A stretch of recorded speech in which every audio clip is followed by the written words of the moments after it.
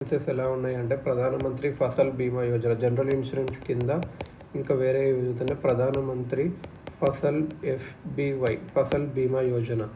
ఇది against natural calamities, pest డిసీజెస్కి before, during, after harvest కూడా ప్రొటెక్ట్ చేస్తుంది ఫసల్ బీమా యోజన. ప్రీమియం ఎవరంటే ఫార్మర్స్ పే చేస్తారు against the total insured amount. Rabi winter క్రాప్స్కి అయితే 1.5 రబీ వింటర్ క్రాప్స్కి. ఖరీఫ్ సమ్మర్ క్రాప్స్కి అయితే 2%. Kharif summer monsoon. Horticulture, commercial ఇంకా అదర్ దాన్ ఆయిల్ సీడ్ పల్సెస్కి 5%. రిమైనింగ్ ప్రీమియం ఎవరంటే యూనియన్, స్టేట్ గవర్నమెంట్ రెండు కలిపి పే చేస్తాయి. ఇది ఆప్షనల్ స్టేట్ గవర్నమెంట్స్కి. అగ్రికల్చర్ మినిస్టర్ ఇది ఎవరు నోడల్ ఏజెన్సీ అంటే agri minister, public sector, general insurance companies and empanelled private employees. Challenges ఏంటంటే స్టేట్స్ వాళ్ళ ప్రీమియం కట్టట్లేదు. ప్రీమియం ఎందుకంటే చాలా ఎక్కువ ఉంది. ప్రైవేట్ కంపెనీస్ ప్రీమియమ్స్ సెటిల్మెంట్స్ని తొందరగా చేయట్లేదు. వెస్ట్ బెంగాల్ ఆపేసింది, ఇది ఓన్గా బంగ్లా ఫసల్ బీమా యోజన చేసింది. గుజరాత్ కూడా ఆపేసింది. ముఖ్యమంత్రి కిసాన్ సహాయ యోజన స్టార్ట్ చేసింది. సో కోఆపరేటివ్ ఫెడరలిజం మిస్ అయింది. యూనియన్ గవర్నమెంట్ ఏం దాని తర్వాత కొన్ని రూల్స్ మార్చింది, అయినా రెస్పాన్స్ మారలేదు. తర్వాత కొన్ని మార్చింది, రీవ్యాంప్ చేశారు 2020లో. ఫార్మర్ ఏం చేస్తారంటే 100 రూపీస్ ఉందనుకో kharif crop insurance, farmer just 2 rupees pay చేస్తాడు. యూనియన్ గవర్నమెంట్ 25 to 30 పే చేస్తుంది. స్టేట్స్ 68 నుంచి 70 పే చేయాలి. సో స్టేట్ బర్డెన్ పెరిగింది. ఇక్కడ వాలంటరీ ఇచ్చారు ఇది ఫార్మర్స్కి. ఒక single pearl insurance can be taken, protection only against drought. This will help reduce premium amount. ఒక్కొక్క డ్రాట్కి మాత్రమే ఇన్సూరెన్స్ తీసుకోవచ్చు, ఎందుకంటే కొన్ని ఏరియాస్లో డ్రాట్స్ ఉంటుంది కాబట్టి. Exporters insurance to banks on exporters NPA. Exporters to banks on exporters NPA.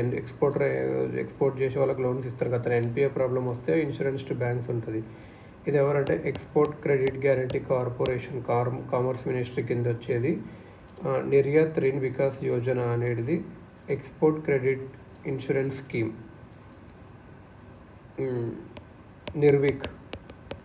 నిర్విక్ full form ఏంటంటే Niryat Rin, NIR Niryat, RIN Rin Vikas Yojana.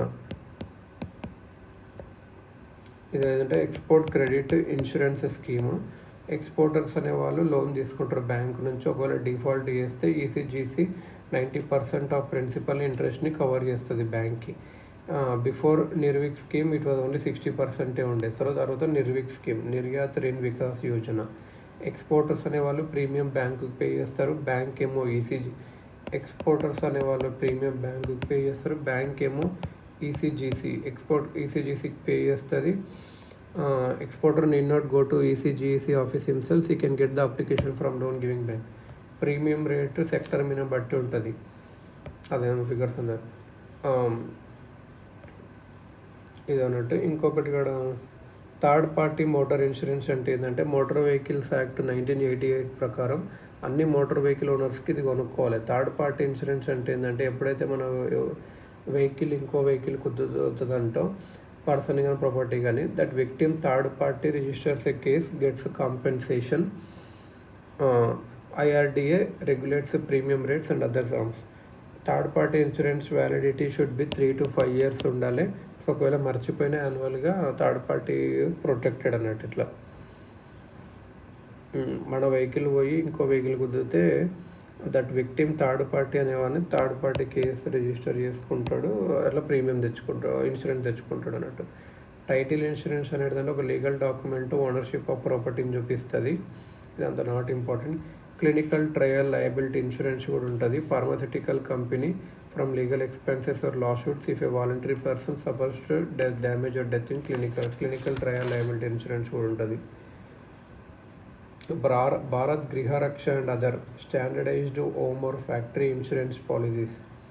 IRDA ఏం ఆర్డర్ చేసిందంటే general insurance companies Bharat Griharaksha, Bharat Sookshma Udyam సురక్ష, భారత్ లఘు ఉద్యమ సురక్ష ఇవన్నీ సెల్ చేయమని చెప్పింది. ఇవి ఏంటంటే standard fire and special periods policy.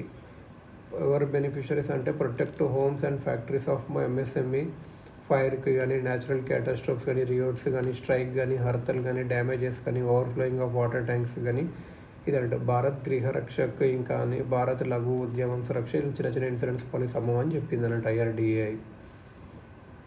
Cyber insurance కూడా పెట్టుకోమని చెప్పింది ఇదన్నట్టు.